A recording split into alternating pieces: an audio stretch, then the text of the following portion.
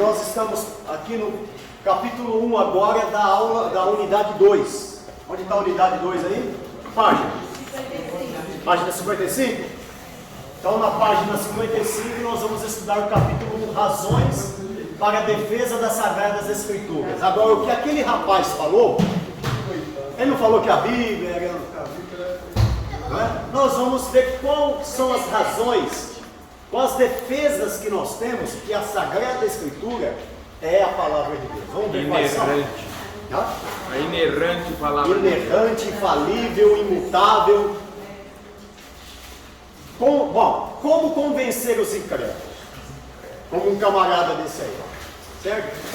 Algumas pessoas aceitarão o cristianismo somente se forem convencidas da natureza divina nas Sagradas Escrituras. O cristão deve aplicar razão, tá, aos argumentos. Razão, não é só fé. Fé e razão. Aos argumentos apologéticos a favor da fé.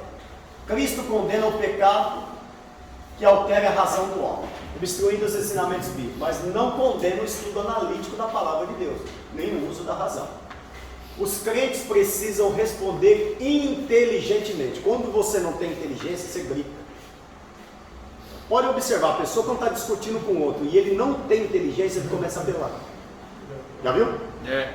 Não, aí ele começa a querer falar, e coisa que não tem sentido nenhum, deixa os outros falar.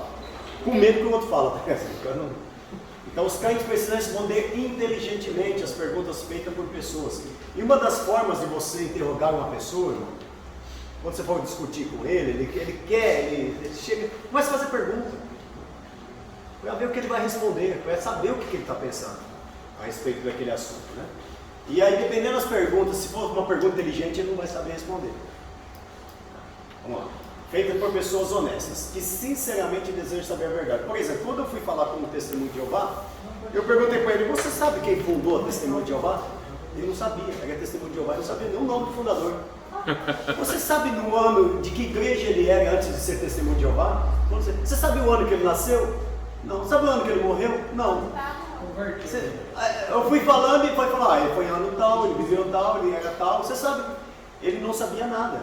Você sabia que aí quer dizer, ele foi vendo primeiro que eu tinha conhecimento do que ele estava falando, e que nem ele tinha conhecimento do que ele estava falando, e o que eu ia falar depois tinha peso, porque eu tinha conhecimento. Isso é importante, tá?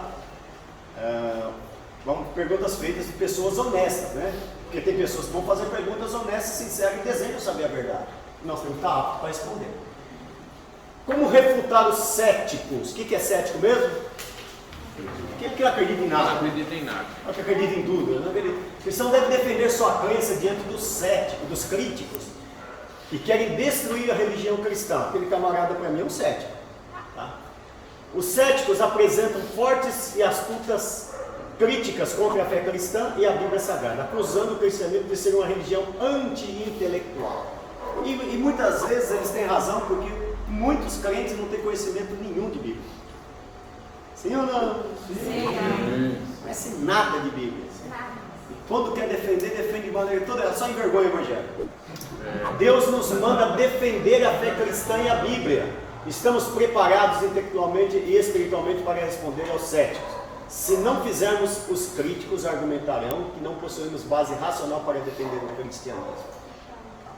Moisés e os profetas, ele teve condições de responder aos céticos. Moisés, né? Ele sempre teve argumento contra os céticos, já tinha desde a época de Moisés.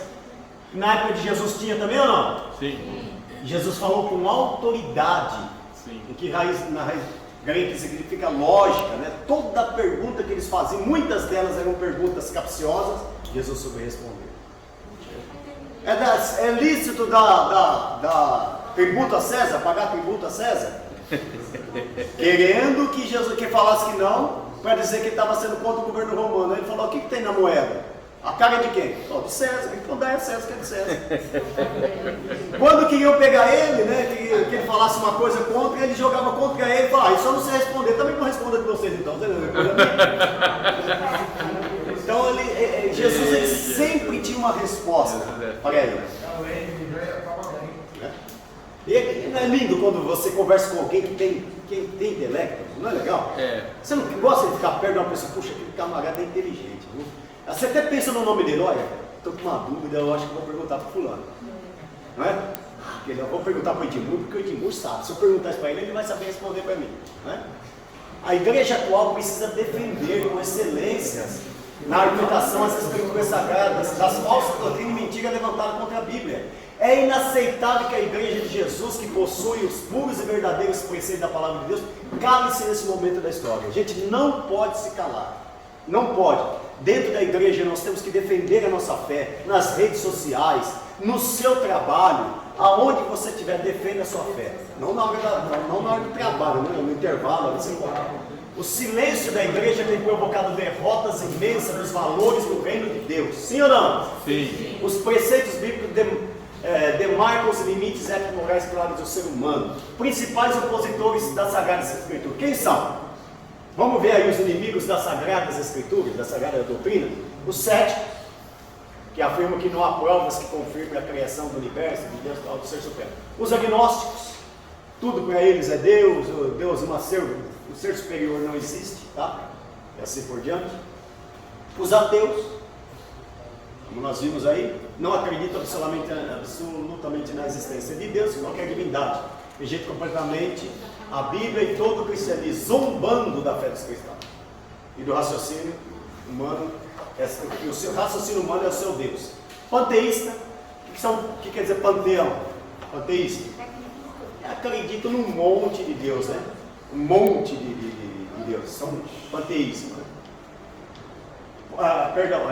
Sistema filosófico que identifica a divindade em tudo, né? Tudo é Deus para eles. Por exemplo, essa cadeira é Deus, a casa da Índia. O rato é um Deus, a barata é um Deus, o mosquito é um Deus, o vento é um Deus, o sol é um Deus, a lua é um Deus, o rio Ganges é um Deus, a vaca é um Deus, o macaco é um Deus, o elefante é um Deus. É um panteão. Isso é que tudo é Deus. Agora, qual a diferença do panteísmo para o politeísmo? Que acredita em vários deuses. Tá? Você vê lá, ginásio poliesportivo. Por que poliesportivo? Porque lá tem quadro de tênis, natação, não sei o que, lá tem várias coisas dentro. Então, politeísmo que acredita em muitos deuses. Livres pensadores. São aqueles que querem o direito de pensar por si mesmo, formando suas opiniões religiosas à base do seu próprio raciocínio. Tem muitos aí também. Materialistas. Kardec é um. E o materialismo, que hoje está reinando dentro da igreja, pode se chamar de teologia da prosperidade. Materialismo forma uma classe tem gente que acredita que se ele não for próspero, ele não vai para o céu. Materialismo pega isso, sabia? Se você ficar doente, você tem medo de falar dentro da igreja. Tá em pecado, irmão. Tá em pecado. Não, e você pobre, não, você tem alguma coisa que está errada com você, não está certo, porque você é pobre. Tá? E a Bíblia diz que os pobres sempre existirão. A Bíblia. Vamos lá. O que é o chicanista? Não vê? Não é isso que você está pensando, não. Pessoas que gostam de discutir assuntos sem importância, apenas pelo prazer da discussão. Eu conheço uns camaradas assim. Eu conheço por outro nome, pô. Só perda de tempo, né? Conheço por outro nome, pô. Entender? Vamos entender. A autoridade bíblica e as provas externas. Bom, vamos lá, vamos começar então. Quais são as provas externas da autoridade bíblica? O que é prova externa? Prova de fora, né? Vamos lá? A Bíblia e a astronomia. A Bíblia vai citar já que a Terra é redonda. Poxa, um livro assim, você não tem que acreditar num livro assim. Quando só no século XV foram descobrir que a Terra era redonda. Você sabe que muita gente acreditava que a Terra era plana? Até o século XV, a maioria das pessoas acreditavam que a Terra era plana. Tá? E veio até muitos teólogos esses dias aí falando que a Terra era plana. Quase deixaram ele. Mas aí a Bíblia vai dizer, descobriram que a Terra era redonda. Mas a Bíblia já dizia que a Terra era redonda. Descobriram que existem outros planetas. O que diz na Hebreus? Quando os mundos foram feitos. Já falava de outros planetas. Então a Terra, ela tem prova, né? Ela tem prova bíblica da astronomia, tá? Da complexidade do universo, da vida apenas na Terra, dos planetas quentes e frios, e gasosos, a órbita de precisão, o controle de Deus sobre os elementos, a ciência, muitas vezes é forçada a reconhecer as Escrituras. Eles foram obrigados a reconhecer que as Escrituras estavam certas. Acho que tem 10 anos só que os cientistas admitiram que o homem veio do pó da Terra. Porque achou um negócio do pó. Mas muitos ainda acreditam. E a Bíblia já fala. Vamos para a arqueologia agora? Agora, veja bem, um livro como esse. Tá? Um livro como esse. Tinha muitos escritos, manuscritos, tanto a Torá, os 5 primeiros livros da Bíblia, e depois a Taná, que são os restantes da Bíblia. Mas o povo queria falar, isso aí o homem que escreveu, isso aí não existe prova disso. Não existe uma prova que isso existe, que isso é verdade. São só invenções, o homem foi lá e escreveu do jeito que ele queria. É escrito pelo homem. Tem alguns até que chegam a dizer, né? A Bíblia é escrita pelo homem. Eu só tenho a dizer, graças a Deus. Se o Deus tivesse que usar um elefante para escrever a Bíblia, um burro, a humilhação que seria para nós. Deus, eu sou humano para falar com humano. Mas aí o que aconteceu, irmãos? Cada vez a Bíblia foi se tornando mais a palavra de Deus. Por quê? Um dos motivos que aquele rapaz lá não deve ter conhecimento disso, porque se ele tivesse conhecimento disso, ele não ia dizer o que ele disse. Um dos motivos maior é a arqueologia. A própria arqueologia prova que a Bíblia ela é verdadeira, ela é real. Aí o que acontece? Os estudos científicos de culturas humanas passadas investigam a vida das sociedades antigas através de objetos deixados por eles, tais como ruínas, edifícios, documentos, ferramentas, ossos, cerâmica, moedas e tantos mais. E o que eles descobriram? Onaspar, certo? Nesse século aqui, ó, antes de Cristo, eles encontraram vários achados, estátuas, não sei o que lá mais, comprovando coisas do livro de Esdras, no capítulo 4, versículo 10. Sargão II, também várias coisas foram encontradas que comprovaram que batiam com a Bíblia Sagrada. Aí esses textos de Reis, tudo que está escrito nesses textos, aqui eu estou sendo rápido, texto de Reis, foram encontrados fragmentos, pedras, tudo aquilo que, coisas que estavam escritas em Reis, escritos nessas pedras há 705 anos antes de Cristo. Como que foi encontrado coisas debaixo da terra que realmente comprovando que aquilo era uma história e aquilo era real? Então calou muitos cientistas. Tá? Aí veio também esses outros textos da Bíblia batendo aqui com Tiglat, o rei da Síria, falando aqui da invasão de Canaã, documentos que falavam sobre a invasão de Canaã e tudo mais. Aí veio esses outros documentos aqui também de Esar, de Adom, rei da Síria, que está na Bíblia nesses versículos, e foram achadas várias coisas que comprovaram que aquilo era verdade. Os reis da Pérsia, de Ciro e Dário, também vários documentos, várias peças, várias coisas que falavam e comprovavam. Artaxerxes, esses versículos bíblicos, certo? E foram encontradas cartas, decretos, que comprovaram tudo que a Bíblia estava falando. Os reis de Mari, contemporâneos do patriarca Abraão, lá na frente, foram encontrados tablets descobertos, que falavam da época de Abraão, dos povos, né, de pessoas de Peleque, de Serug, de Nahar, de Terá, de Arã, de Ur. Mais de 4.000 anos antes de Cristo foram encontradas peças da arqueologia que comprovavam que a Bíblia não estava mentindo. O que mais? O povo heteu xiitas também encontraram. Cidades de Pitom e Ramsés também encontraram. A inscrição de também encontraram, falando da época da Pérsia, do rei Dário, encontraram também. A Ura e Nasda, o deus das Persas, encontraram várias essas pedras aqui, ó, escritos que comprovavam. Os tablets de Nuzi, você ouviu falar dos tablets de Nuzi? Né? Está localizada na Velha Síria. Atualmente os documentos encontrados fornecem informações sobre o período dos patriarcas, falando de coisas da época dos patriarcas, exemplo da adoção de filhos, do roubo de Terafim, de Labão, que Labão roubou a bênção da primogenitura, tudo escrito nessas pedras que tinham milhões de anos, centenas de anos, ok? Do casamento também falando aqui, ó, de quando ele casou com a filha. Que ele tudo libertou as filhas. Isso, está ali nessas pedras. Agora, um dos maiores achados para a história dos crentes, que foi um soco no olho da ciência, dos cientistas, dos ateus e tudo mais, porque todo mundo questionava que a Bíblia, porque não se tinha mais, presta atenção, não tinha mais nada que provasse que a Bíblia, que aquilo que estava escrito na Bíblia, no Antigo Testamento, era real, era verdadeiro. Isso aí, nem inventou. Isso aí, puseram o que queriam aí. Isso aí não tem nada a ver com... Não, isso aí inventaram isso aí. Escreveram. Por quê, irmãos? Papiro, papel, ele dura quanto tempo? É um papel, ou o papiro daquela época, ele se deteriorava muito fácil. Muito fácil. Tá? Então, mas os rolos eram escritos em papiros, eram escritos em peles de animais que duravam mais e também pedras. Só que muitos desses materiais se acabaram. E como que ia se manter um material desse? Não tinha como, um pano, um tecido. Quanto tempo dura um tecido? Não dura 200 anos. Não vai durar. Um papel, quanto tempo dura um papel? Ele começa a deteriorar, vai...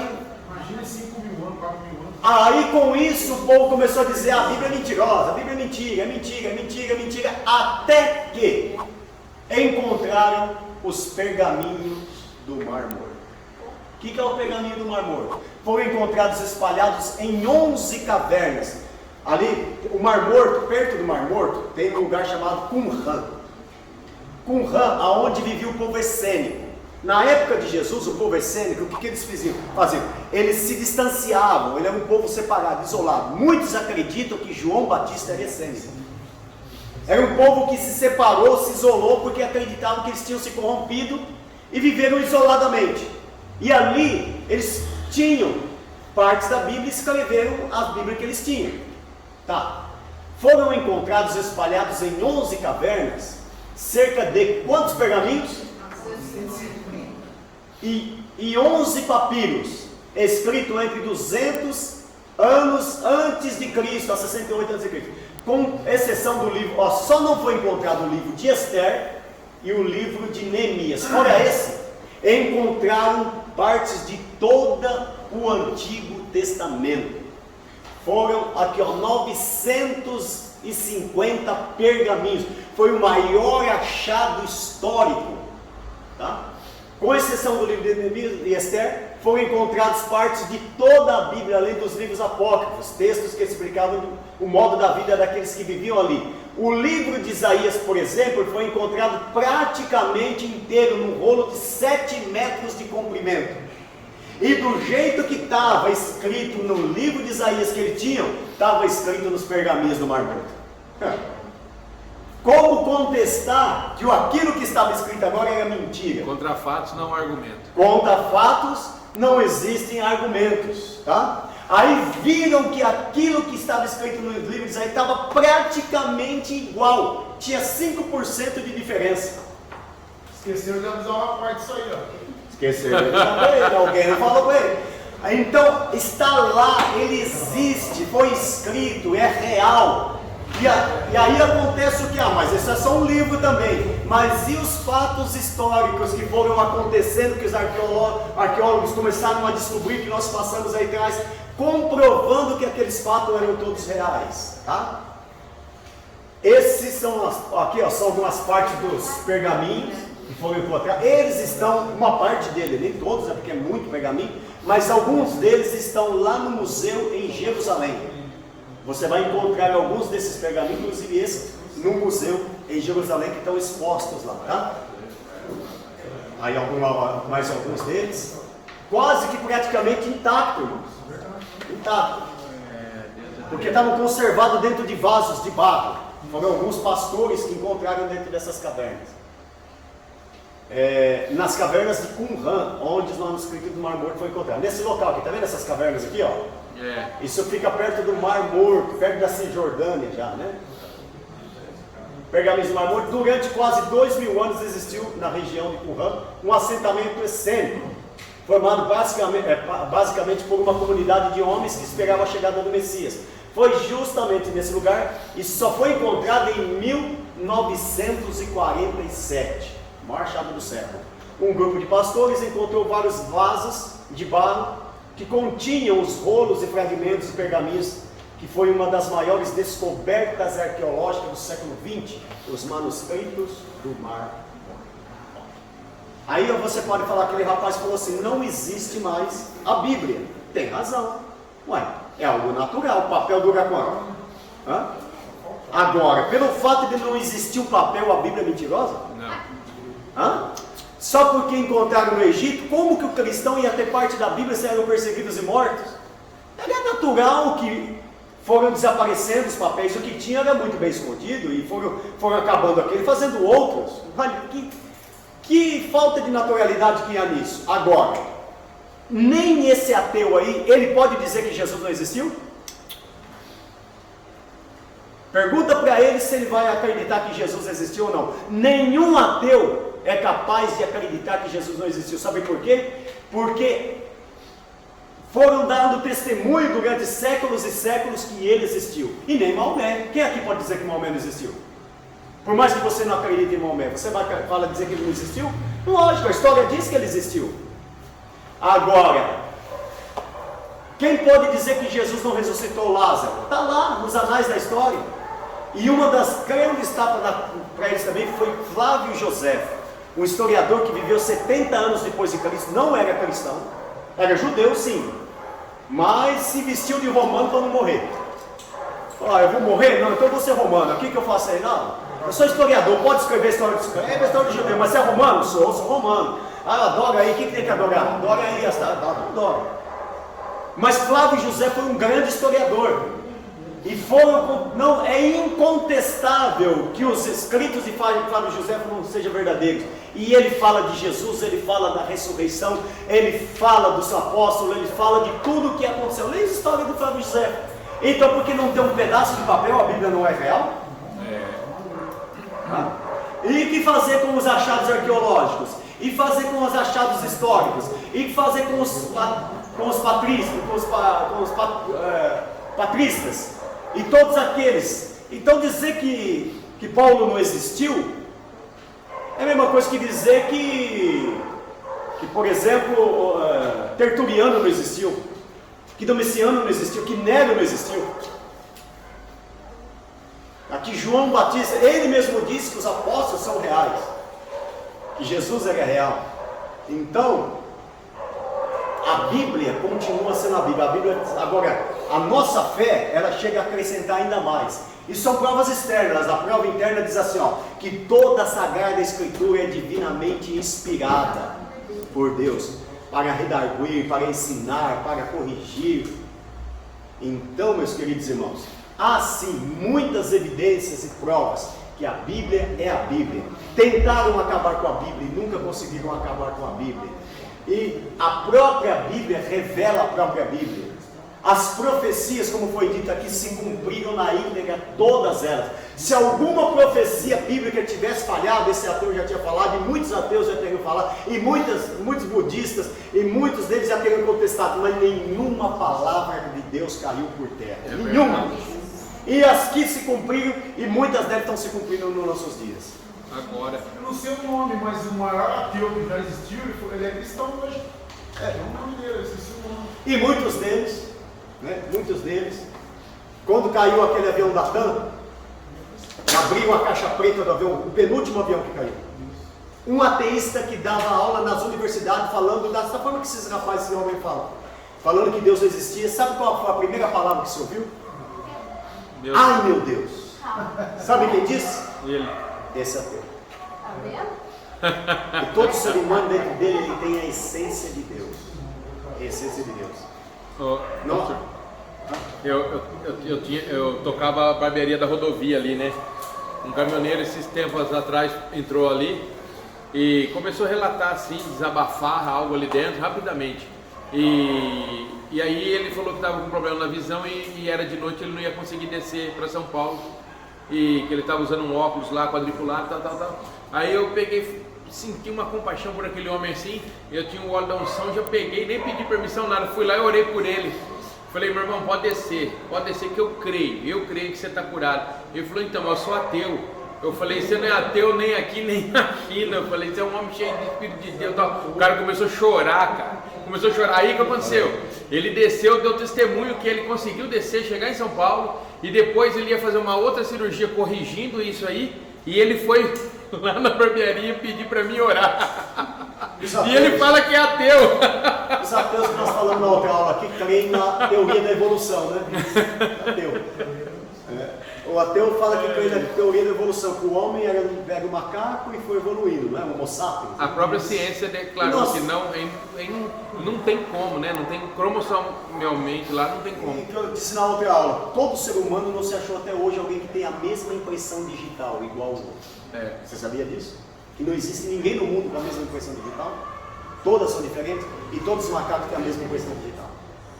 E agora? Você sabia também que em toda cultura existe a crença em um ser superior? Sabia disso? E outra coisa, existe uma fase na vida da pessoa, quem trabalha com criança aqui sabe, chama a fase da lalação. O que é a fase da lalação? A fase da lalação é assim, se a criança não aprender aquela lá, se ela não aprender a falar ali, ela nunca mais vai aprender a falar. Ele pode crescer, tiver 50 anos, ele pode ter o som vocal, voltar ao som, né, da voz, mas ele nunca mais vai aprender a falar. A não ser que seja um milagre mesmo, de Deus, por milagre. Mas pela ciência, é comprovado que se a criança passar a fase da lalação e ela não aprender a falar, ela nunca mais aprende. Tá? Agora, como que o macaco aprende a falar? O homem virou homem e o macaco aprende a falar. Ele não sabia falar. É uma coisa que é difícil explicar, tá? Então, eu sempre costumo dizer, aqui nós estamos dizendo aqui, porque você tem que ter muita fé para ser ateu. Tem que ter muita fé. Tá? O macaco não fala, mas ele caça piolho no outro, né? Então, nunca se achou uma aldeia para você ter uma aldeia distante. Porque o ateísmo é uma coisa nova, tá? Sempre existiu ateu, mas o ateísmo, a religião do ateísmo, como religião, é coisa nova. Porque em toda a cultura, você encontrou os índios isolados, que nunca tiveram presença de um branco lá, que ninguém nunca viu eles, viveram sempre isolados, eles criam uma força superior. Sim. Seja um rio, uma árvore, um vento, um trovão, eles vão acreditar num ser superior. Tá? Sempre se existiu um ser superior. Tá? Vamos lá. Para frente aqui, outro achado tremendo foi esse aqui, ó. Essa pedra moabita, encontrada no ano de 1868 em Dibon, Moab, 30 quilômetros ao leste do Mar Morto, dedicada ao deus Quemos, está na Bíblia. Relata a história da guerra de Israel e do rei de Moab, Mesa, lembra? Está na Bíblia ali, 1850 a.C., que corresponde aos registros de 2 Reis, capítulo 3, versículo 4. Então, uma pedra moabita, 850 anos, uma história, encontraram essa pedra aqui no século XVIII, no século XIX, né? Encontraram essa pedra moabita. Tantos e tantos anos. Algo que a pedra datava, que os cientistas não tem como falar que essa pedra não é dessa época, os escritos eram dessa época, e está aí comprovando, corroborando com o que a Bíblia fala. Como que isso não é a Bíblia? Como que aqueles escritos não são verdadeiros? Me explica isso, se você consegue. Tá? Vamos para frente aí. Outras descobertas, vai ser de Damasco, né, e tudo mais. Os documentos de Damasco estão em Cairo, e assim por diante. E aí depois nós vamos ver as evidências externas da Bíblia, internas da Bíblia. Agora, uma vez para terminar aqui, tem mais 3 minutos, eu estava em Cusco, a Renata ia terminar em Cusco. Eu estava na rua pregando para 2 moços, 2 jovens, nós estávamos distribuindo folheto, eu contei isso aqui já para vocês, já contei, mas é bom falar. Nós estávamos em Cusco, pegando folheto, e quando eu fui falar, você falou, vocês são o quê? Aí, falando em espanhol, né, para eles, nós somos cristianos, ou seja, nós somos cristãos, Ah, cristão crê em Deus? Eu falo, crê em Deus. Aí eles disseram, a gente não crê em Deus. Queria convidar hoje vocês para ir à igreja. Não, para que eu vou fazer na igreja se eu não creio em Deus? Eu não acredito em Deus. Deus não existe. Isso aí para mim é uma história qualquer. Para mim Deus não existe. Não faz sentido eu ir na sua igreja. E aí? Fala. Não, vou lá fazer o quê? Eu não creio em Deus, não acredito em Deus. Aí eu olhei para ele e falei, jovem, é o seguinte, você não crê em Deus. A minha Bíblia, que você conhece, conheço a história da Bíblia, conheço todas elas. A minha Bíblia diz que se você morrer não crendo em Deus, você vai para o inferno. Você vai ser condenado e vai viver a vida inteira no inferno. A eternidade, aliás, no inferno. Agora, veja bem, se eu estivesse errado, para você não vai fazer diferença nenhuma. Agora, se eu estiver certo, você vai viver o resto da eternidade no inferno. E eu perguntei para ele, vale a pena você acreditar no seu intelecto, no que você acredita, e rejeitar a Bíblia, e se isso for verdade, você viver a eternidade no inferno, vale a pena? Ele parou para pensar, não, tudo bem, se Deus não existe, acabou aqui, nem eu e você não perdemos. Agora, se eu estiver certo, você vai viver o resto da vida no inferno, e a Bíblia diz que lá haverá choro, ranger de dente. Pensa bem, que a nossa vida é muito rápida, se isso compensa. O que aconteceu? À noite aparecem os dois lá. Glória a Deus. Ô pastor, pensei bem no que o senhor falou. Eu acho que é melhor eu começar a servir a Deus. Vai que o senhor tem razão. E Deus existe mesmo. E eu não compensa, acho que não. Eu acho que eu vou servir a Deus. Eu falei, agora você está na presença de Deus, você vai ouvir a palavra de Deus, e Ele vai se revelar a você, você vai conhecer Ele de verdade. Na outra vez que eu fui em Cusco, no pastor Mário, aqueles meninos cantando na igreja, falou, pastor, eu tive uma experiência tão linda de Deus, Glória a Deus. E hoje eu vejo que Ele existe, mesmo que tudo que os meus professores disseram na universidade era mentira. Glória a Deus. Então, irmãos, glória a Deus por isso, né? Louvado seja o nome do Senhor nosso Deus. Dizem que o homem veio do nada, né? Não é isso que eles dizem? O homem veio do nada. Nada pode criar nada. Nada pode criar nada. Só Deus. Nada, não é? Nada criou nada. Dizem, olha o que os ateus dizem. O homem veio do nada. Como é que o nada cria alguma coisa? Nada é nada. 0 mais 0 é igual a quanto? 0. E o homem quer ter tudo. 0 mais 0 é 0. Se o homem do nada, o nada não é nada. Alguma coisa precisou ser criada para existir alguma coisa. E quem criou? Para toda coisa criada existe um. E aquele que fez Adão e Eva, fez você, fez eu, vocês, para a honra e glória do seu nome. Aleluia. Amém? Pastor. A Bíblia é sim, a inerrante, infalível palavra de Deus. Em hermenêutica você vai ver muito mais isso ainda. Você vai ter mais convicção. E o que esse rapaz aí falou não passa de balela. E quanto mais você ter esse curso, mais você vai acreditar que a Bíblia é a palavra de Deus. Olha a pergunta que me fizeram. Em 1 João fala sobre Deus é amor, né? E aí, quem não ama, não tem Deus, né? Ou Deus não está nele. Aí, olha a pergunta que a menina me fez. Mas e os ateus? Os ateus que têm família, são bem estruturados e cuidam. E eu conheço um ateu que ele cuida da família, ele é o maior pai do mundo, ele é melhor do que muito crente. Sim. Ela me perguntou sobre isso aí. Só que ele não pode se salvar.